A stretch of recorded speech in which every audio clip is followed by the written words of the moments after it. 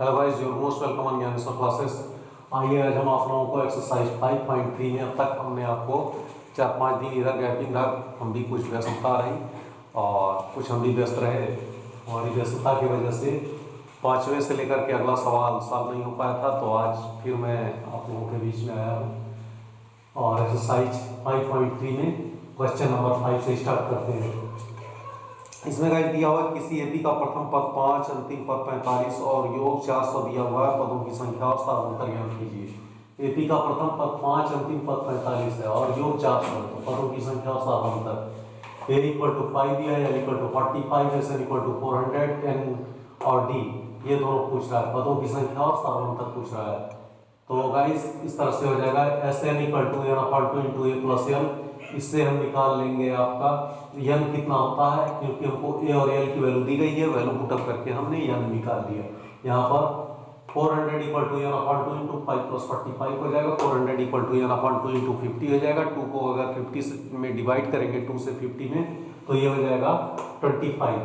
400 equal to 25 n हो जाएगा और n इक्वल टू 400 अपॉन 25 करने पर ये 16 वैल्यू इसकी आ जाएगी n की।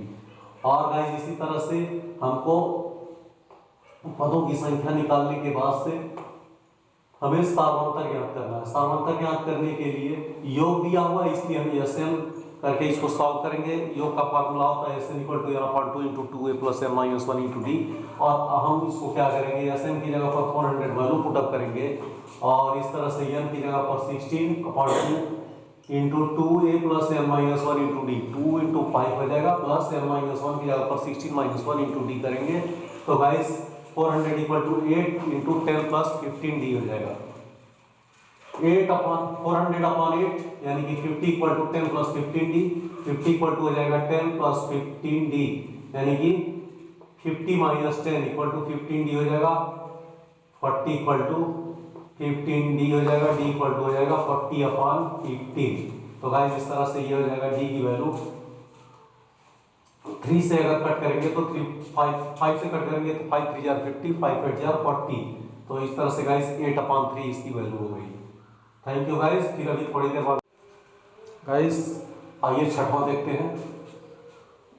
किसी एपी के प्रथम और अंतिम पद क्रम से 70 और 350 है। यदि सारांतर 9 है तो इसमें कितने पद है, इसका योग क्या है। तो इनका योग यानी कि एस एन निकालना है।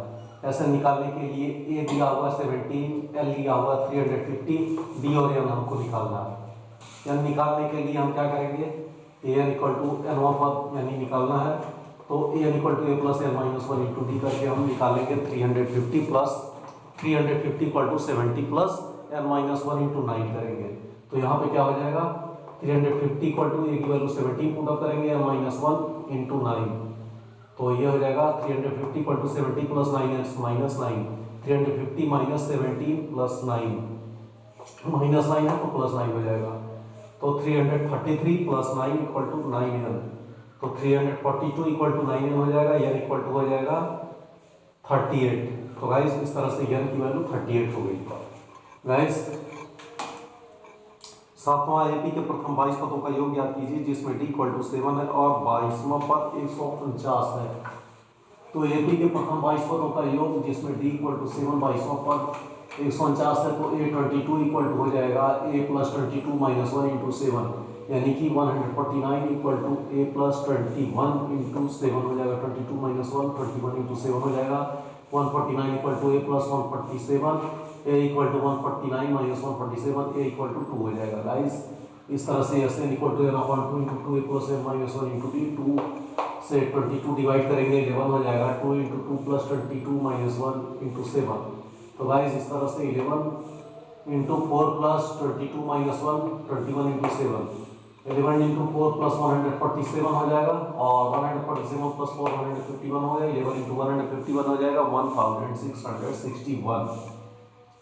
आठवां एपी के प्रथम 51 पदों का योग ज्ञात कीजिए, जिसके दूसरे और तीसरे पद क्रमशः 14 और 18 हैं। a2 equal to 4, a3 equal to 18, a2 equal to हो जाएगा 40, a3 इक्वल टू 18। an हो जाएगा a2 equal to a plus 2 minus 1 into D, यानी n माइनस 1 इंटू डी करेंगे तो 2 माइनस 1 इंटू डी।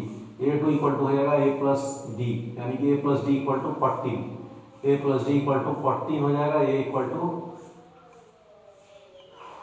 यहाँ पे 10। इसके पहले हम देखेंगे इसमें क्या है कि दो कंडीशन दिया हुआ है जिसके दूसरे और तीसरे पद का क्रमशः योग 14 और 18 है। तो पहले 14 का निकालेंगे, तो दूसरे पदों का ये योग दिया हुआ है 14 है।